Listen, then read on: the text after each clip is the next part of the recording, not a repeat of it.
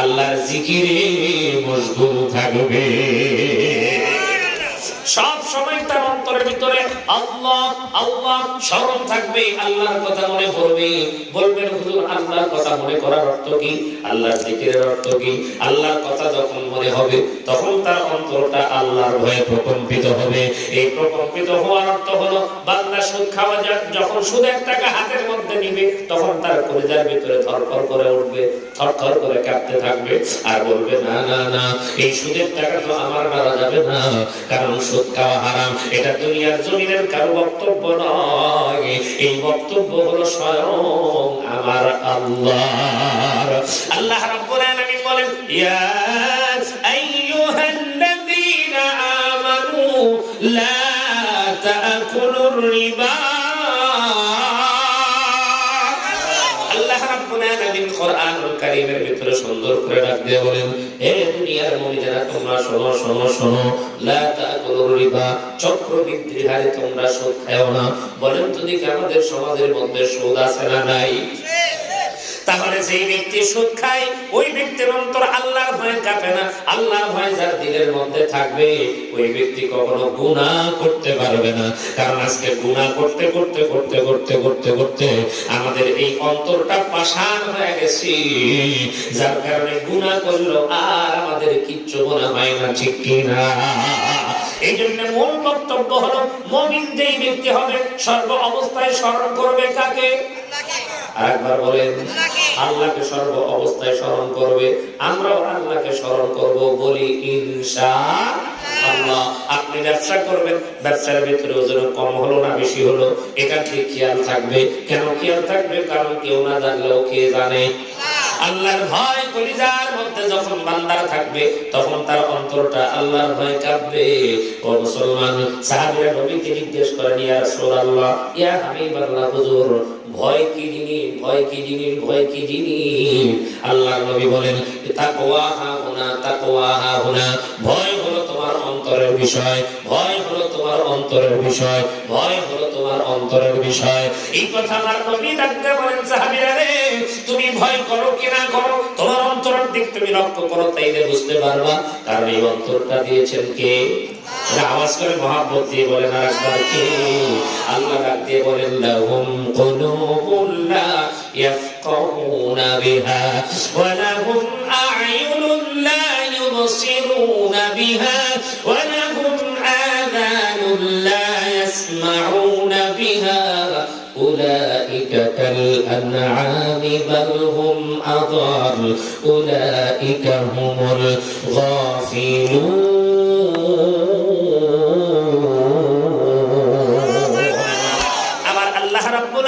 কোরআনুল কারীমের ভিতরে ডাক দিয়ে বলেন এ দুনিয়ার মানুষ তোমরা শুনে রাখো, আমি আল্লাহ রাব্বুল আলামিন তোমাকে বানাইলাম, তোমাকে একটা অন্তর দিছি বোঝার জন্য, কোনটা ভালো আর কোনটা মন্দ এটা বোঝার জন্য। এই জন্যই তো কবি বলেছেন প্রাণ পাখি রে হারের খাঁচাই বন্দি কইরা দিয়া রে আল্লাহ বানাইলা মানুষ।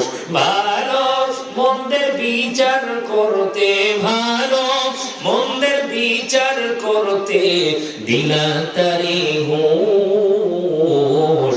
প্রাণ পাখির হারের খাঁচাই বন্দি কইরা দিয়া রে আল্লাহ বানাইলা মানুষ। চামড়া দিলে হারের ওপর গর্ভ তাদের এরই ভিতর, চামড়া দিলে হারের উপর গর্ভ তাদের এরই ভিতর, সাধা কালোর বিভেদ নিয়ে, সাধা কালোর বিভেদ নিয়ে হৈসবে বেহুশ। প্রাণ পাখির হারির খাঁচাই বন্দি কইরা দিয়া রে আল্লাহ বানাইলা মানুষ।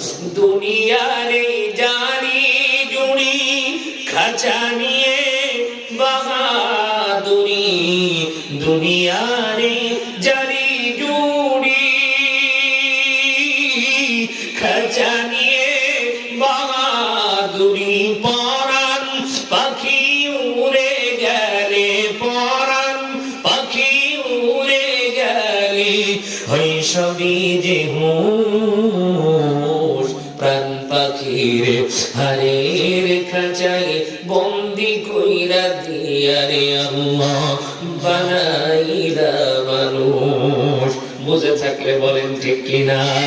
আল্লাহ রাব্বুল আলামিন প্রাণ পাখিটারে হারের খাঁচায় বন্দি করিয়া আল্লাহ পাক মানুষ বানাইয়া এই দুনিয়ার জমিনের মধ্যে আমাদেরকে পাঠাইছেন। আর কোনটা ভালো কোনটা মন্দ এইটা বোঝার জ্ঞান বুদ্ধি আল্লাহ পাক দিবেন না দেন নাই? ওমা উতিতুম মিনাল ইলমি ইল্লা কলিলা। আল্লাহ আমাদেরকে জ্ঞান দিয়ে তো দুনিয়ার জমিনের মধ্যে পাঠাইছেন। আল্লাহ বলেন দুনিয়া এই জমিনের ভিতরে চামড়া দিবেন হাড়ের উপর, গর্ভ তাদের এরই ভিতর। আমার চামড়া সাদা, আপনার চামড়া কালো, আমি সাদা চামড়া বড়া মানুষ, কালো চামড়া বড়া দেখতে পারি না। একটু মোটা সোটা মানুষ, চিকনা মানুষকে সহ্য করবার পারি না। এইটা নিয়ে আমরা বাহানা করি, এইটা নিয়ে আমরা অহংকার করি। এই দুনিয়ার এই জারি জুরি খাসা নিয়ে বাহাদুরি, নিজের কত বাহাদুরি দেখাই, কিন্তু যখন জানটা বের হয়ে যাবে তখন কিন্তু এই খাসার আর কোনো দাম নেই। কথা কোন ঠিক কিনা? ও দোস্ত, ও আল্লাহর গোলাম, এই জমিনের ভিতরে আজকে আমি আব্দুর রহমান আছি, আগামীকাল থাকবো কিনা কোনো গ্যারান্টি নাই। এই জন্য দুনিয়ার জমিনের ভিতরে পুলিশের ভয় নয়, র্যাবের ভয় নয়। দুনিয়ার জমিনের ভিতরে মুসলমান ভয় একমাত্র করতে হবে, জোরে বলেন কারে? আল্লাহ যদি ভয় কোন গোলাম করতে পারে, ওই গোলাম কখনো গুনার কাজ করতে পারে না। এই জন্য আল্লাহ রাব্বুল আলামিন বলেন, গোলাম চামড়া তো আমি তোমার দিলাম, কাউকে সাদা দিয়েছি কাউকে কালো দিয়েছি, এইটাও পরীক্ষা করার জন্য। তুমি সাদা চামড়ার জন্য অহংকার করবা, তুমিও মাটি।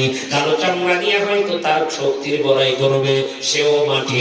কারোর মধ্যে শক্তি করার কিছু নাই। চামড়া ধরা দেখে আল্লাহ বিচার করবে না কে কত বড় শহীদ, কত বড় বংশের মানুষ, আল্লাহ এইটা দেখে বিচার করবে না। আল্লাহ বিচার করবে অন্তর দেখে। কথা কোন ঠিক কিনা? এই দুনিয়ার জমিনের ভিতরে সবচাইতে কালো মানুষের নাম ছিল বেলাল।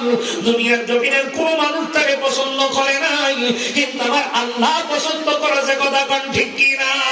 কেন কেন কেন পছন্দ করলেন? কেন পছন্দ করলেন? কেন পছন্দ করলেন? কারণ বেলাল এমন একজন মানুষ ছিল, হাফসে গোলাম, যার কোনো বংশ মর্যাদা ছিল না, যার কোনো ধনাত্ম ছিল না, যার কোনো বড় যোগ্যতা ছিল না, যার কোনো কিছুই ছিল না, ছিল একজন গোলাম। কিন্তু মুসলমান আমার আল্লাহর কাছে এত প্রিয় হয়ে গেছে। আল্লাহর নবী যখন জান্নাতে ভ্রমণে যায়, আল্লাহর নবী লক্ষ্য করে কান দিয়ে শুনতে পায় জান্নাতের ভিতরে হযরত বেলাল তার জুতা পায়ে দিয়া জান্নাতের ভিতরে হাঁটাহাঁটি করে।